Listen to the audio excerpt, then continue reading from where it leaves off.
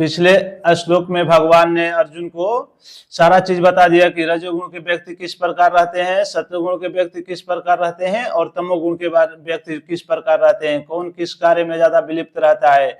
और आगे कह रहे हैं भगवान, रजसत्मसभिभ्यु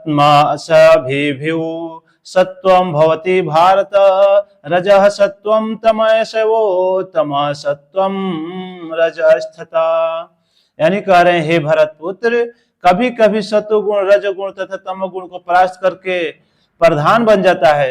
यानी भगवान कह रहे हैं कभी कभी सत्वगुण रजोगुण तथा तमोगुण को परास्त करके प्रधान बन जाता है, तो कभी कभी रजोगुण सत्वगुण तमोगुण को परास्त कर देता है और कभी कभी ऐसा प्रतीत होता है कि तमोगुण सत्व तथा रजोगुण को परास्त कर देता है।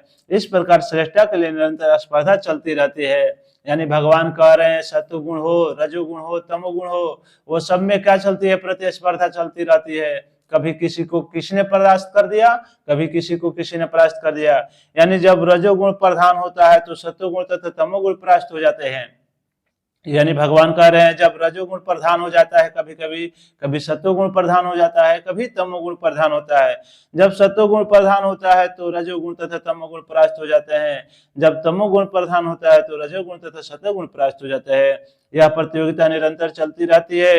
अतएव जो कृष्ण भावनामृत में वास्तव में उन्नति करने की इच्छुक है उसे इन तीनों गुणों को लांघना पड़ता है। यानी जो इसी में विलिप्त रहता है सत्वगुण रजोगुण और तमोगुण में, लेकिन उनको लांघना पड़ता है, भगवान कृष्णामृत होकर कार्य करना पड़ता है। प्रकृति के किसी भी एक गुण की प्रधानता मनुष्य के आचरण में, उसके कार्यकलापों में, खान पान पर आदि प्रकट होती रहती है। इन सब की व्याख्या अगले अध्याय में की जाएगी। लेकिन यदि कोई चाहे तो वह अभ्यास द्वारा तमो सत्वगुण विकसित कर सकता है।